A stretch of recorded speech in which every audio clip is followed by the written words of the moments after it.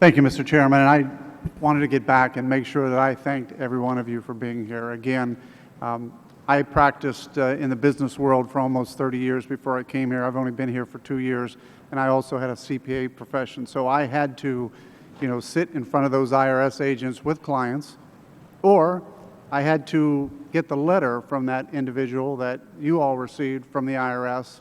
And I got to tell you, it's appalling, not only what I heard some of your testimony was and what the IRS did, but I got to tell you, they don't treat, I sat in many, many situations with the IRS, and they never seem to care.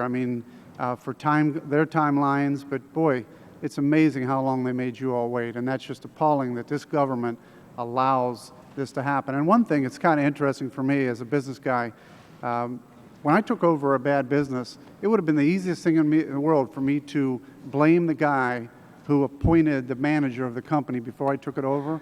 Quite frankly, we had to fix the problem and move forward. So when I hear people say, well, this was a Bush appointee or whatever, I always say, isn't it amazing?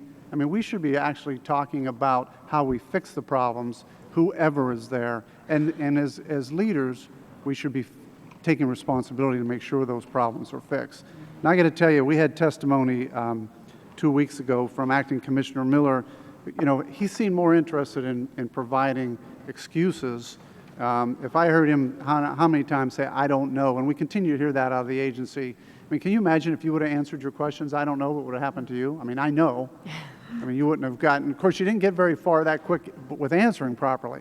But I don't know, they would have just thrown your application away. But yet we have the acting commissioner in here 2 weeks ago talking about, I don't know. He gave half-hearted apologies, but I found it appalling and most disturbed, with many of his responses. And I would wonder, as victims of many of these actions, and I would consider them illegal, do you believe these actions, by the IRS to you were illegal? And I'd like to just hear each one of your thoughts. Were they what? And I know illegal is a strong word, but I'd like to hear what your thoughts are. No, it's absolutely illegal. When the government uses the IRS for political purposes, remember, this was part of the articles of impeachment in the Nixon administration before he resigned. It's a serious matter, and it's clearly illegal to single us out for disparate treatment based on our political views. Yes, I agree with what he said. I'll cite chapter and verse 26 U.S.C. section 7213A1 makes it a felony to disclose confidential tax returns. I agree with everyone here. It was illegal. I think it was immoral. I think also it was very un-American. It's easy for me. Our attorney, Sally Wagonmaker, said, yes, it's very illegal. So, I agree. Thank you. I will tell you this.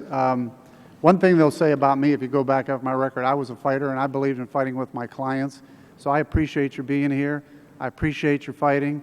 Don't ever quit. And if you ever need anybody to stand beside you, give me a call. I appreciate it. Thank you. I yield back. Thank you. And last,